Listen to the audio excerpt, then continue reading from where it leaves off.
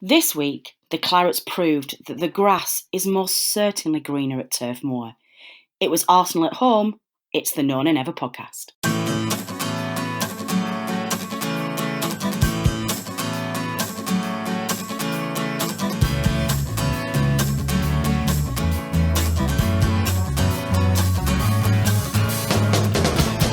Hello and welcome to another edition of the No Nay Never podcast. I'm your host, Natalie Bromley, and joining me this week are regular panellists Richard and George. Gentlemen, welcome back to the show. Hello, Natalie. Good evening. Good evening, Richard. Now, George, we were literally just speaking on air before we started recording, that your time hop today has quite nicely reminded you that it's your No Nay Never anniversary today. It's exactly 12 months since you first joined us. Yeah, I'm delighted to still be hanging on in here. Cheers, Natalie. Still hanging on, still clinging on. And I've got you a cake if I'd have known. We should have had a No Nay Never cake. That would have been great. But happy anniversary, George. Again. Well, happy anniversary. I don't know. To be fair, I think Richard probably must have missed yours because I remember you coming on the podcast before George did. So maybe we missed your anniversary. Sorry. I think my first podcast was the game after we lost to Man United last year. We drew 2-2 in the last minute. I might be wrong, but that rings a bell. Sounds about right. So yours will have been just after Christmas, I think. Then, yeah, I think that was around the Christmas time. Oh, well, happy belated anniversaries, both of you. I have no idea when my No Nay Never anniversary is, and quite frankly, I've lost count of the number of years. It's been quite some time. We did some features this week for radio shows, and one of the questions I got asked was how long you've been doing No Nay Never, and I just thought, my goodness, far too long.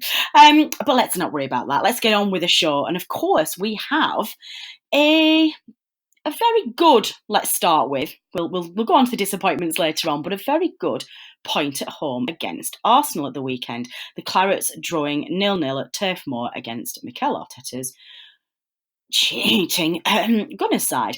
I'm going to dive straight into it, guys, and we'll have a look, because to be honest, it was a game that didn't necessarily have a massive amount of talking points. But Richard, I'll come to you first. Did you come off the ground feeling that was 2 points dropped, or are you generally pleased with the point? I'm very pleased with the performance we put in, especially second half. I thought we was excellent. We really took the game to Arsenal.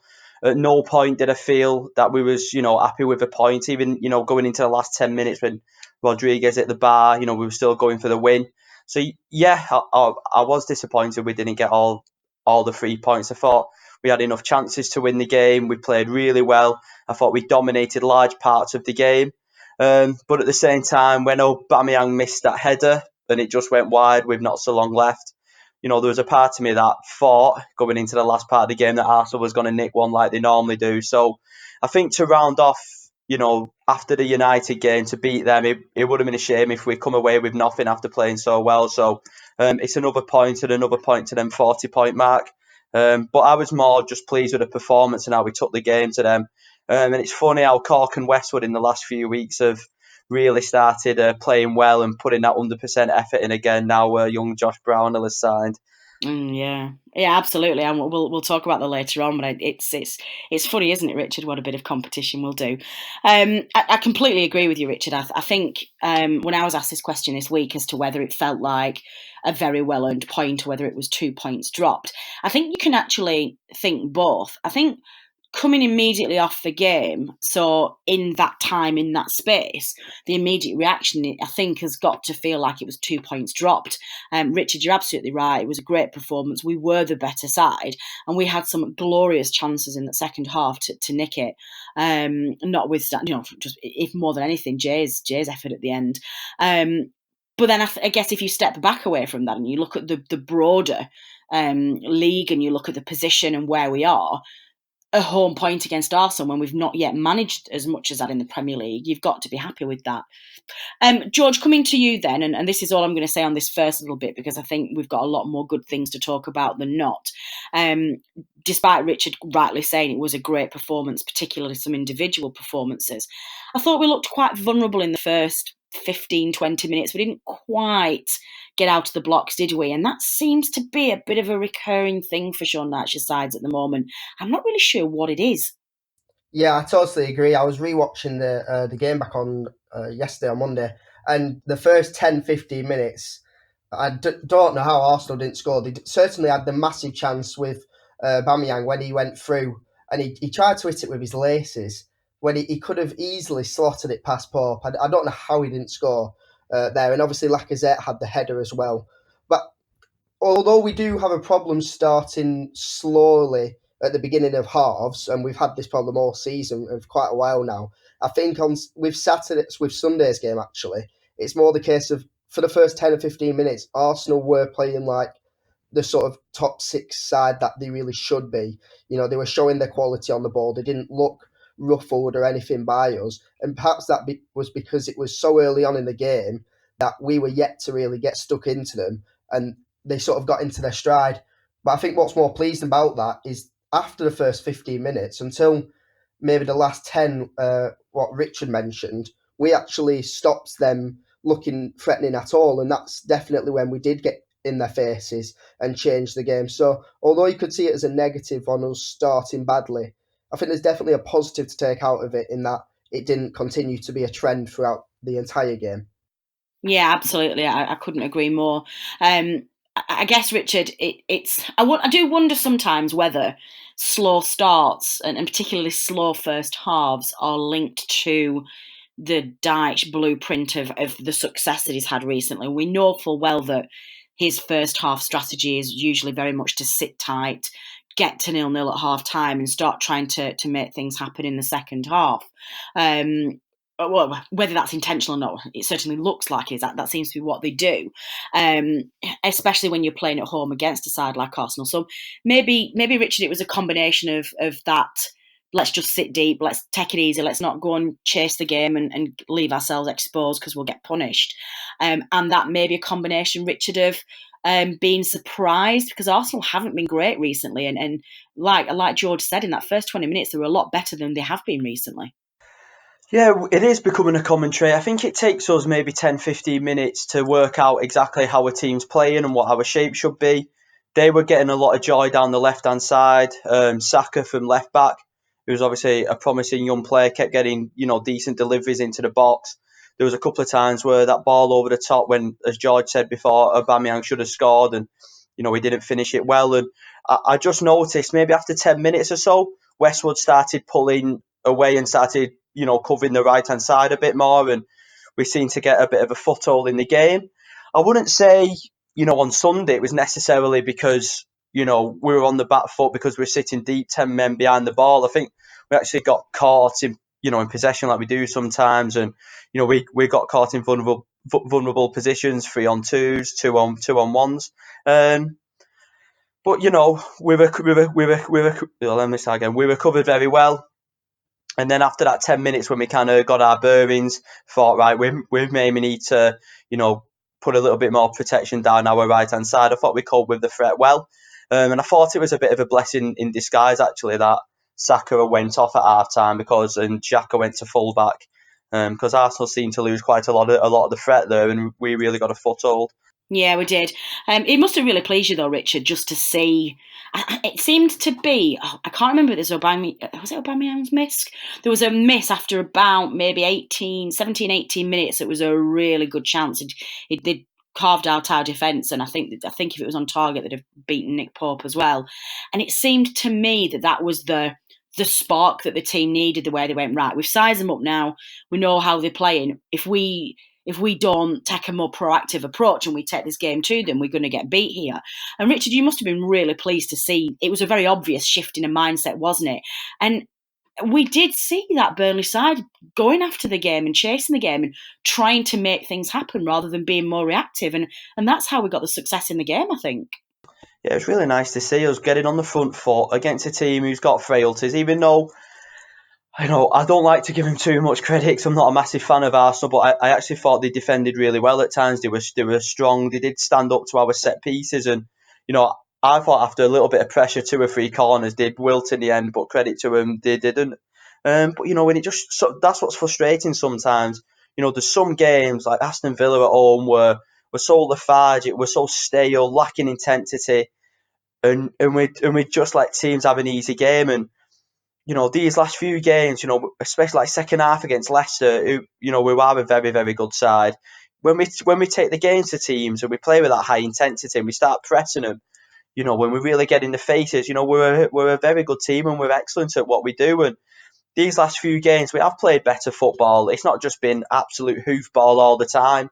Up to Wood and Rodriguez, there's been some lovely passages of play. We've got the ball out wide and we've caused teams problems. And these last 3 games have been chalk and cheese to what we've seen over the last 2 months. And you can feel it in the stadium. The fans, they're getting behind the team. They're making turf more hostile again. And it's given me a lot of optimism. Really, I'm gonna say it, and I have said it before on the podcast. I think with the run we've had, we will be safe. So we can really look forward to to this second half of the season. And let's hope, rather than looking down all the time, we can start to look up. And we're in February now, and we're same points as Arsenal. So it's so that's a really positive for us. And at times you would say for 2 or 3 months we didn't even turn up and play well.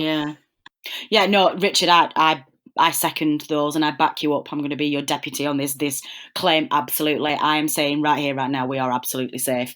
I know we've said it a few times on the podcast.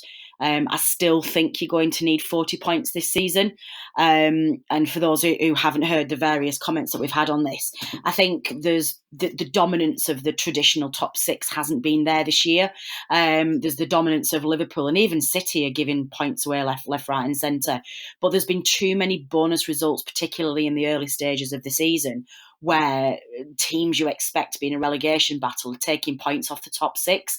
So the points are cascading down the leagues and there's more up for grabs. I think in some of the seasons where you've only needed maybe 37, 38, or even 36 sometimes to survive, it's because the top 6 sides have been winning all of their home and away games out, against those sides outside the traditional top 6. Richard, I back you up completely. We're now on the 4th of February, and we're on 31 points. So we've got all of February, March, and April, and is it one game in May? I think to it's 3 wins, and we've got that 40 points.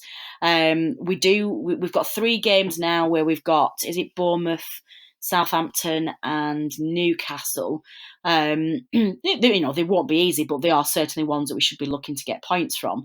Then we've got a little bit of a blip where we've got City and Spurs, I think. But then, with the exception of Liverpool, the rest of our games to the end of the season are ones where you should be looking to extract points from. So, Richard Steele, I back you up. We're absolutely safe. And you're right, we should be looking to enjoy the rest of the season. And with that in mind, George, our new signing, Josh Brownhill, didn't feature on Saturday, wasn't even on the bench.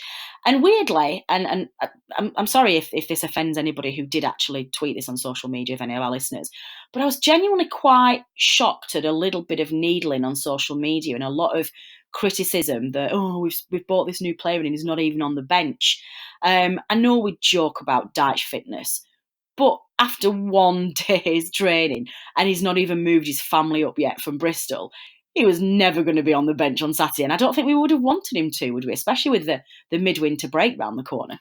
Yeah, honestly, these days, when people just find negativity wherever they can find it. Now we've turned our actual Premier League form round again, and we're looking like a fine side again. People are always going to go looking for other ways to be negative towards their club. I was still seeing people, really attacking the board because obviously deadline day was going to be a boring day for us because we'd got the Brownhill deal done the day before. So I didn't expect him to be in the squad on Sunday, and rightfully he wasn't. He must have had 1 training session, if that, with the club. And especially, as you say, we've got this winter break, which I don't really see as much of a break. It's like a week off, which is nothing. We'd have had a week off anyway if we were in the FA Cup some weeks. So I don't see it as much of a break, but it definitely gives him time to get up to speed with the squad. And like Richard was saying before, with Cork and Westwood performing as they are, I don't actually expect him to be starting many games between now and the end of the season. I think it'll be a case of, really? Yeah, I think it'll be a case of maybe if he comes in when one of them are injured, maybe, and he plays well, then he stays in the side. That's usually the Dyche way. That's how Taylor's got back in the side early on in the season. But I don't actually expect him to start that many games between now and the end of the season. I still think we'll Cork and Westwood. I've got the opposite. I really think he is going to, but I wonder whether this will make a difference to your opinion. Just picking up again on what Richard said about safety looking like it's going to be there, and we're almost starting to prepare for next season now, without needing to go into every single game absolutely terrified. We're not going to go in absolutely terrified, but you know what I mean? It's like without having the worry on the back of our minds about Premier League safety. And as Richard said, having that ability to enjoy the rest of the season and take the shackles off a little bit and relax and enjoy the football again. Surely this is a perfect opportunity to bring Brownhill in and to see which formation works. You're right, Westwood and Cork have stepped it up a bit recently, but Cork, for me especially, still desperately looks like he needs a break. So does that not change your view a little bit, George, and think, well, this is a great opportunity to bring him in? No, you bang on, to be fair. And if I was manager, if I was playing FIFA and managing the club, then Brownhill would be starting in quite a lot of games. But I just don't see Dyche as the sort of managerial tinker with the squad that much. In previous years, when, like in the Europe season, maybe when we finished 7th, maybe we had a lot more to fight for. But with the last few games, we did have it secure, and we still weren't really giving any other people a go. I just can't see him tinkering with the side. He'll still want to go into every game wanting to win. And although, yeah, it's positive at the moment, we're on 31 points, I still think it'll be a month, maybe more than a month and a half before we actually get to 40 points, because we've only got them 2 winnable games, Southampton and Newcastle, and to be honest, I don't see us picking up more than 4 points out of that. And then we've got the... Do you not think we'll pick something up from Bournemouth? Is the Bournemouth? We've got Bournemouth as well. So, I still think it'd be a while to wait 40, because even then we'd have to win all 3. And to be honest, I don't see us points at Southampton. I think it's just one of them games after the winter break. It'll take us a while to just get back into the mojo of things. It's at their ground. So I don't think we'll actually be safe for that until quite a while off. So I just don't see him tinkering with the side, to be honest. Although I would personally start Brownhill. Can I just interrupt and say something there? I don't like doing. We're saying that we're definitely not going to get any points against Tottenham and City. We've just got 7 points from Arsenal, United and Leicester. Yes, yeah, absolutely that is such the right. Burnley way there. Well, we might get a point here, we might get 1 point there. Come on, George, lad, we'll get 6 against City and Tottenham and we'll be safe. Bravo, Richard Steele, you're absolutely right. And you know what? I went into default Burnley mode then without even realising it. And I've got on my show notes in front of me to talk about in the next couple of sections, to talk about where we thought we were going to be with this horrendous run of 9 games and where we have actually got to. And even that staring at me, I went into default Burnley, but like, well, that's going to be a tough game. We won't get any points there and we won't beat Southampton. Richard, you're right. We've just beaten Leicester at home. We've beaten United at Old Trafford. We took a point off Arsenal at home. Why won't we beat Southampton? Why won't we get something out of City and Spurs? You know, Richard, you're absolutely right. Richard, let's stick with you then, because obviously one of the things that I think is starting to wind us up a little bit is it seems to us that when we do talk about these fantastic results and Burnley get these great results, there always seems to be some kind of niggling in the press from particularly the opposition side that puts a sour note about it. And of course, this time I'm talking about just quite frankly the bizarre comments coming out of Mikel Arteta at the end of the game that the grass was too long, we hadn't watered it, it was difficult conditions to play in, all of this nonsense, which actually I'm very pleased to see is being absolutely ribbed for in the press. A lot of the banter social media accounts are absolutely ripping him for that. And it feels to me, Richard, that some sides take real exception to getting beaten from us and we don't get the credit where credit's due. It's like, why is it so annoying? You know, if Arsenal got beat off Watford or Huddersfield when they were up last year or something, that still doesn't seem to elicit the same emotional reaction to getting beat off Burnley. What is it about us that's annoying people? I am torn on this. I don't think I'm personally as precious about it as what other people are, and I'm not saying that people shouldn't get upset by it. The one counter argument I'll add to that is Chelsea stuffed us twice this season, and they've not had a moan about Burnley playing physical, about Burnley playing anti-football, this and that. Last season when we drew with them at Stamford Bridge, you know, they was saying all that nonsense, and now Arsenal are doing the same again.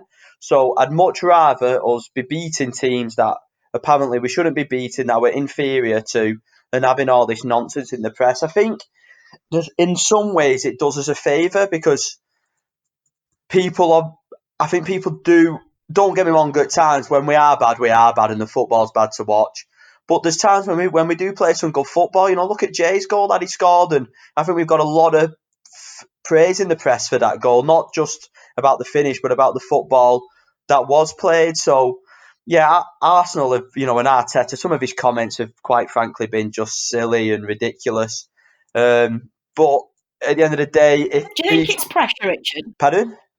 Do you think it's just pressure? Do you think it's pressure? Do you think they're just I think these top managers of these traditional sides? What I would say with this situation is, Fergie did it, one of the greatest managers.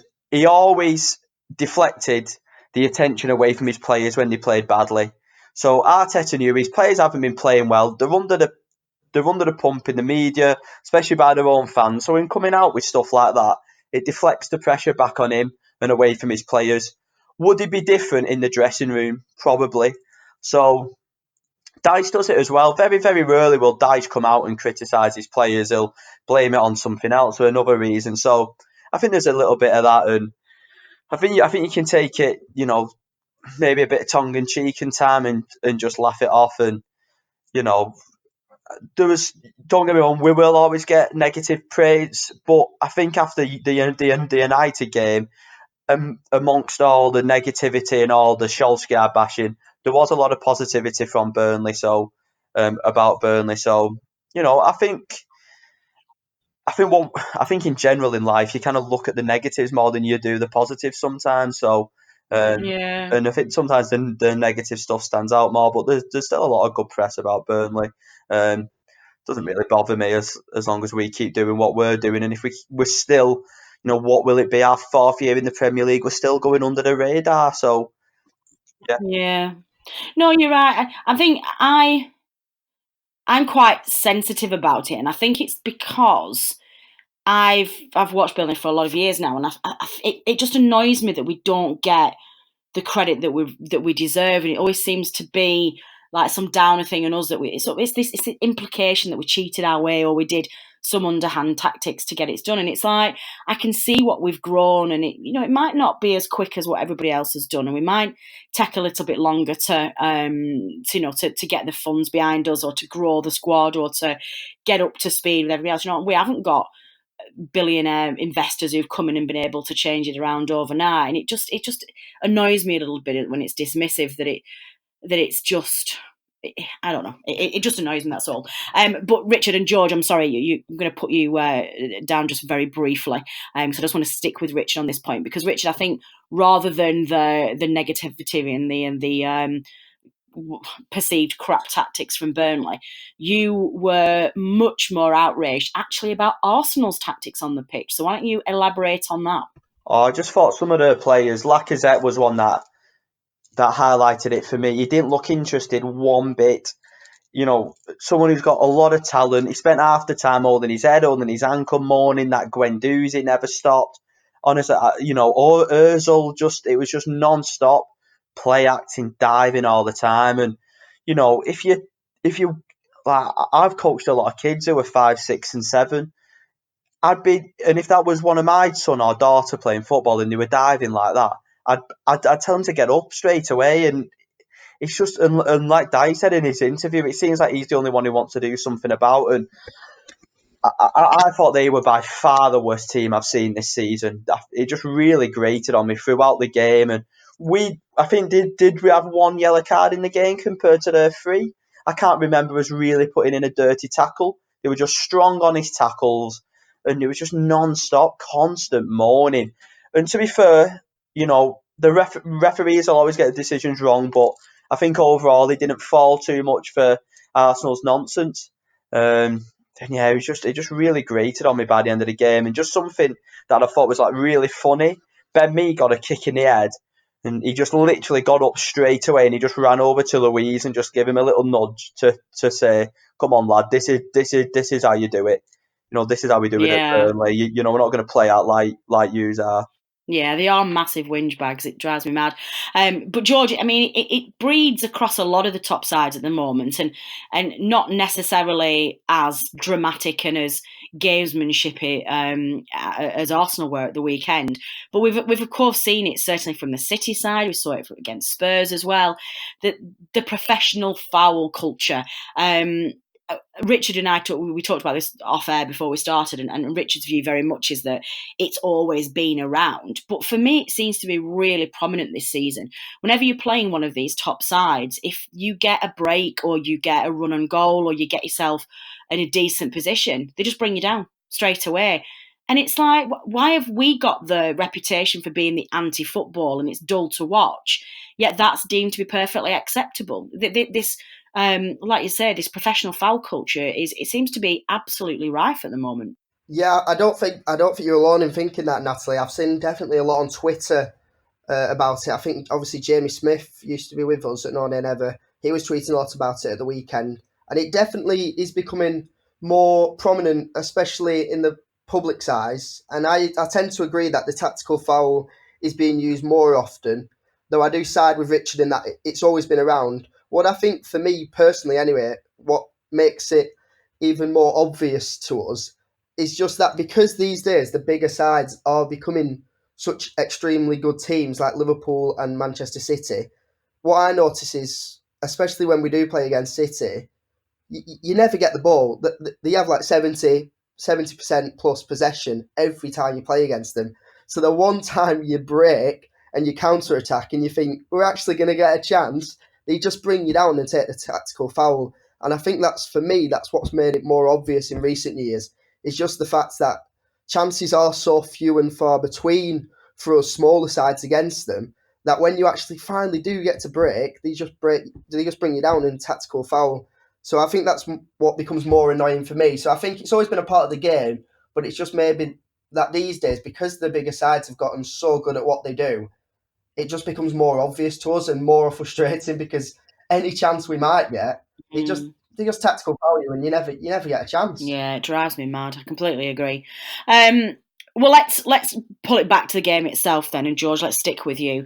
If it wasn't for perhaps some slightly more ruthless, I guess, is it ruthless? We could have taken the 3 points, and you look at these in the second half, and certainly Wood, Rodriguez, Tarky with a header, and Hendrick himself as well had some really, really good chances to put it there. I mean, we're clearly creating more chances this season than we have done in previous season, and that for me has been a really encouraging thing this season. I know in previous years we've talked about us not really creating much and wondering where the next goal is going to come from, but we are still somehow missing that slight killer instinct in front of goal. We get it every now and again, but you do kind of feel that slightly better teams than us would have scored 3 or 4 goals in that second half with the chances that we created. I fully expect that Josh Brownhill will help with that because he will get some more chances ahead for us, and those chances will become more clearer, more easy to score. Weirdly, I'm kind of going to take Jay's effort out of this because I think that was just one of those where it should have gone in the back of the net, and I'm still having nightmares about it. And I don't know if it just didn't hit his foot clean enough. But certainly, we should be looking now at concentrating the second half, I think, on a more ruthless edge up front. Do you think that's fair to say? I agree with that. Brownhill coming into the side will create more clear-cut chances. And I just think the game at the weekend was one of them where you have it every so often where you have so many good chances and none of them seem to go in. The game that springs to mind immediately is the Olympiacos game at home at the beginning of last season where Vokes put the ball everywhere he could but the back of the net. And it just seemed to be one of them games for me at the weekend again.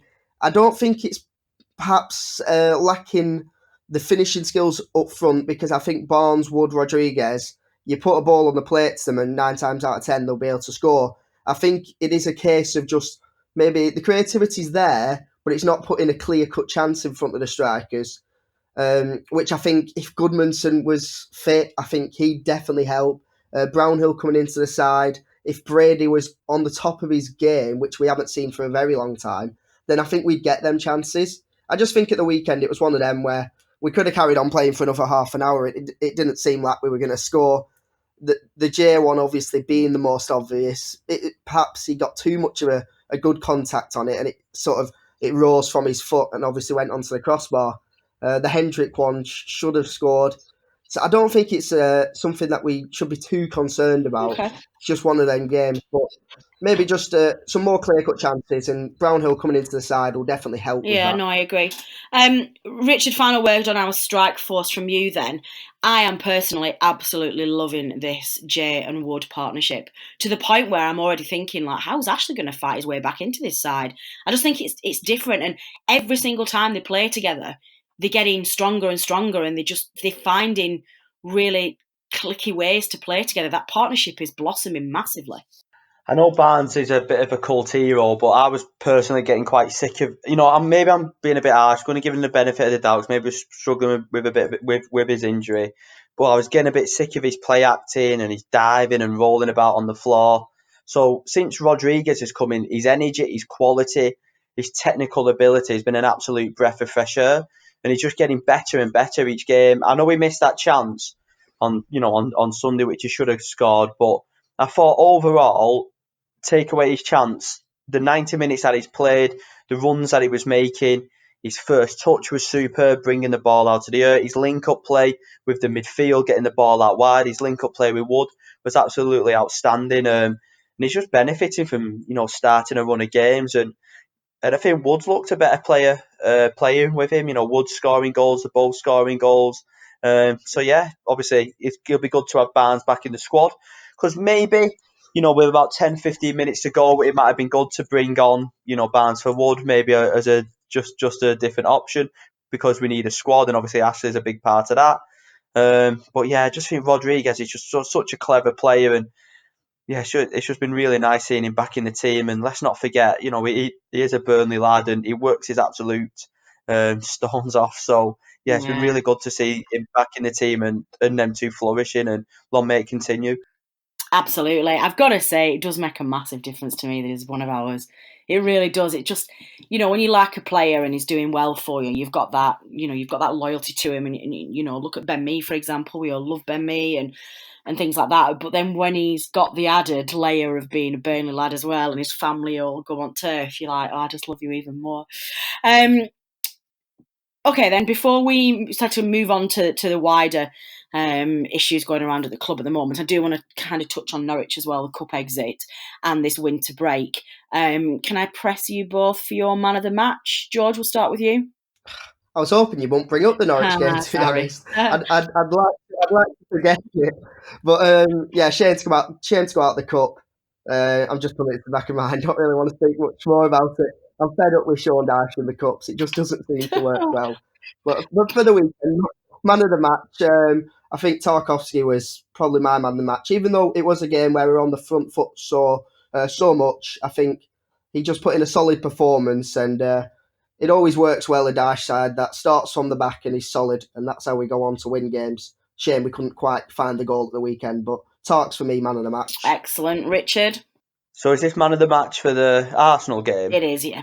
Yeah, me, Taylor again. I think just these last three games against Leicester, United and Arsenal, he's been man of the match in all three. And I think there's going to be more and more England whispers around him soon, especially in a position that we're not blessed with. So yeah, Taylor again, just unbelievable. The way he carries the ball is just, fantastic. If we can replicate what we've got on the left, down the right in the closed season, we'll be a top half team.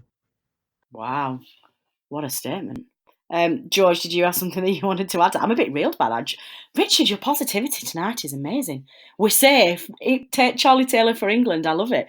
George, did you want to finish off at that point before we move on? Yeah, I just wanted to make mention of, I was listening to a 5 Live podcast, one of the football dailies the other day, and it was the deadline day special, talking a lot about Danny Rose's loan move to Newcastle. And it just really it annoyed me slightly because they were talking about, and I didn't really know about this, but how much admiration Southgate has for Danny Rose, and he's really one of his favourites. So although Taylor's been playing so well for us, and I think he should be in the England squad, it just really frustrated me because I've not got that much hope of it. Because obviously Chilwell's going to be in there, And I just think with this Southgate having Rose as a favourite, Rose will be going as a backup left back to Euros, which I just think's a real shame. And Taylor definitely has been playing so well for us and should be in consideration Yeah, at no, least. I do. I like that theory. Okay, then. Well, let's just given George has kind of made his point very clear that he does not want to talk about Norwich, so I'm kind of now don't really want to bring it up. So instead of talking about the Norwich and the cup exit, which we're all sad about, because especially now we've got 31 points, it would have been great to have a distraction of a cup run. Damn you, Sean Dyche, cup sides. Richard, we've heard over the last couple of weeks, and this is a conversation that I had with quite a good few buddies of mine over the weekend. It looks like Harry Kane is not going to be fit for the Euros. Nobody's made that assessment yet. Nobody's categorically ruled him out, but his surgeon's saying it's going to be the end of April before he even starts training again. And I'm going to hopefully give Southgate the benefit of the doubt and think that he's not just going to take a half-fit or unfit Harry Kane to the Euros just for the sake of having Harry Kane in the squad, because I think we've made that mistake too many times before in the internationals.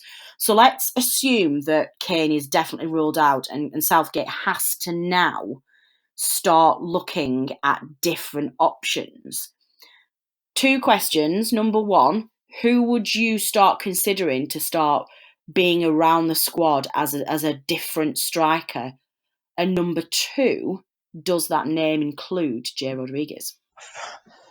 I think I've just praised Jay a lot there, and I think he's definitely got the quality, but I think he needs to prove himself a little bit more. It's his first season, back in the Premier League for obviously West Brom got relegated last season, and he's had he has been playing very well the last 3 or 4 games, but I think sometimes names can be bandied about the England squad too quickly. One, going back to Charlie Taylor, is that since I'd say since Christmas time last year when we went on our good run, he's had a solid 12 months or the equivalent to of being really at the top of his game. So I think that's why he should come into the consideration. So I'm looking at Jay's age. Would I take him? No, I still wouldn't take him. Personally, I'd really like Danny Ings to get called up. I think he deserves his chance. He's been fantastic all the way through this season. I know there's some people who's got still a bit of animosity to Ings with the way he left or anything, but me personally, I've really got a lot of respect for Ings. I thought he was fantastic for Burnley. He's the best striker I've seen at the club. And I think he still does a lot for the club. I know he still puts money into the charity that he funds. So, if I could say anyone deserves to get that call up who's not been in and around the squad for a while to come in for Kane or for Rashford who's in at the moment, I think Ings should get the shout. But I think it's a fair comment mentioning Jay, but not for me. Yeah, I think for what it's worth, I agree. I think it'd be very lovely to think about Jay, especially as when he was down at Southampton, he was being talked about going to the World Cup squad when he got that awful injury. So his name has previously been on the England radar. But for what it's worth, Rich, I do agree with you. I'm agreeing with you a lot this show. It's clearly I'm turning into a fangirl. George, bearing in mind that obviously we've already mentioned Danny Ings, and I agree. I think Danny's got to be up there. Do you think Vardy could come out of retirement and play one last tournament? Do you think he's worth taking? Yeah, I was just about to say, I think a lot of this talk depends completely on the Vardy situation. Obviously, we haven't heard much of it yet. I think maybe we'll get the conclusion to this in the next squad, whether Vardy is in that squad. Because if he's out of retirement, then definitely he's going to the Euros. He's probably going to be our starting striker. I still think, to be honest, I'm a bit more pessimistic than you in that I still think they'd take a half-fit Kane to the Euros, especially with him being captain. If they thought he could be fit by the quarters, I think they'd be taking him.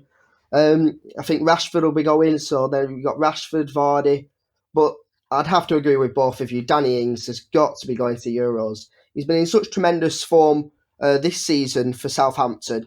He's been a phenomenal player for so many years now. And as we know, Southgate likes his under-21s, who he's had when he was under-21s manager. He had Danny Ings back then. He's obviously a fan. So I think this summer's come at the perfect time for Ings, where I think he could be going to the Euros, hopefully. He's been so good this season. Every time I see him on Match of the Day, he's scoring, or just his link-up play and the way he works for the team. He's just taken what he had at Burnley and obviously gone to a massive club in Liverpool, improved beyond belief, and I really do think he's primed for another transfer, to be honest, this summer if he wanted it. He could go back up the league a bit more. But definitely, if Vardy's out of retirement, he goes as my starting striker to the Euros. As for J-Rod, the time's passed, I'm afraid. He's over 30 now. It's just a real shame that injury stopped his England career for me. Wow, cutthroat. I like it. The only thing I'd say on that, George, is I'm not entirely sure Rashford will go. This is out for the entire season with his back surgery. So I'm not sure that. I think there might be 2 spots to take, I think. Maybe I've not got the most up-to-date figure. Completely forgot about Rashford. I think he's definitely out. I think what's called Harry Kane's touch and go, but I don't think Rashford will be there. But anyway, right. Let's just before we go then. It is the very first inaugural. Actually, Richard's just put in our chat that Wilson from Bournemouth will go. That's a great shout. It grates me that Bournemouth players get in there. That's just throwing me off my train of thought. Is that now? What were we saying? Yes, of course. This season is now the Premier League's first ever midwinter break, and the Clarets have got a weekend off. Although, as George quite rightly said before we went on air, it's effectively just a week off. It's not really that much of a winter break. I wonder what. I'm going to come to both of you. I'm just going to give you one option. So if you could rub the magic lamp and the genie comes out and you can force Sean Dyche to work on one thing on this squad or one thing around the club in the midwinter break, what one thing would it be? And I'm going to go to Richard first because I went to George first on Man of the Match. So Richard, what one thing? It's a good question. What I would say is maybe other than McNeil, our crossing from open play. The amount of times we get the ball, especially down the right, and we really do waste a lot of crosses, especially with the players we've got in the middle. McNeil put some good deliveries in on our balls from set pieces, and corners are normally very good. I just think sometimes we get quite wasteful from crosses from open play down the right hand side, and I'm not going to gripe on about Hendrick because I think he has. I'm not his biggest fan, but I think he has done well the last few games, and he's not a winger. But I would say that, and like George said before, I think if Goodmanson was in the team, I think we would get better quality from that right hand side. But obviously he's crocked. And like I've said a million times before, just ball retention, being a little bit braver on the ball, and having a bit more quality to try and get out of difficult and tight situations. But obviously that comes with top players. I know that's 2, but there we go. No, yeah, you're not having that second one. You're not allowed that second one. So your first one is, I'm going to take your first answer. So you're going to ask them to concentrate on crosses, particularly into the box, which is a great answer. George, what's your one thing? Well, I'm gonna break the rules again, and I'm gonna go with 2 things. No, one. The rule is one. Pick one. One is for the winter break, and one is that I want Brownhill to be completely trained so hard with the squad that he's ready to just be starting at the end of the winter break. He slots straight in ahead of Court. That's a one thing. You can't have 2. You've got to pick one. That's the one thing, Brownhill. But then after the winter break, I just want, and I know you've talked about this a lot before, Natalie. One thing is that when we get to 40 points, we put our feet up and we think we're on the beach. And that's just one thing for the rest of the season. I just don't want us to do that again. I want us to keep pushing and Dash to get that instilled in the heads. We keep pushing after 40 points. Okay, well, I'm gonna let the second bit slide because actually that links quite nicely, and this definitely wasn't prepared at all. That links very smoothly into my one thing that I was going to have, but literally one thing, listeners, I've got no control over the Known and Never panel at all. Literally, they don't listen to a word I say. Actually, this makes me laugh. Quick pause, quick side note. When I was at the Norwich game, I took Daddy B into the hospitality stuff in the Bob Lord stand, and we had tickets that our seats were right behind Shaw Dyche. So he was literally a stone's throw away from him. And there was an absolutely hilarious moment where I think Chris Wood had done something. He'd made a weird run or he'd not gone for something. And Dyche was screaming some instructions at him or saying something to him. He had his back to me, so I couldn't hear it. And Chris Wood was turning around and he was just doing something with his arms. He was like, yeah, whatever, man, whatever. And he turned around to the bench. He said, I don't know why I bother talking to him. He doesn't pay any bloody attention to me anyway. He didn't say the B word. He said the other naughty word, but I can't say on air. And it was basically saying like, he doesn't pay the slightest bit of attention to me. So that just made me think of the No and Never panelists. I have as much control over our panel as young Sean Dyche has over Chris Wood. So my one thing, which links to George's not taking our foot off the gas, is a thing for Dyche, actually. It's not for the players. And I want him to not get too down to earth. I want him to enable himself to become more cutthroat. And I'll tell you where this prompted me from. When we were talking about, in his post-match interviews after the Arsenal game, he was talked a lot about, is that 2 points drop? Should you have won the game? And he turned around and he said, I thought the performance level was good, actually, but you don't want to get greedy. And it's essentially like he was saying that a point's enough. Like, let's not get greedy here. We can't just be wishing for 3 points every game. And I just thought, yes, you can. Yes, you can have that mentality. And I understand that Dyche works very, very hard to keep Burnley humble and down to earth and everybody's feet on the ground. So this may just be lip service for the press. It might just be the image that we want to portray externally.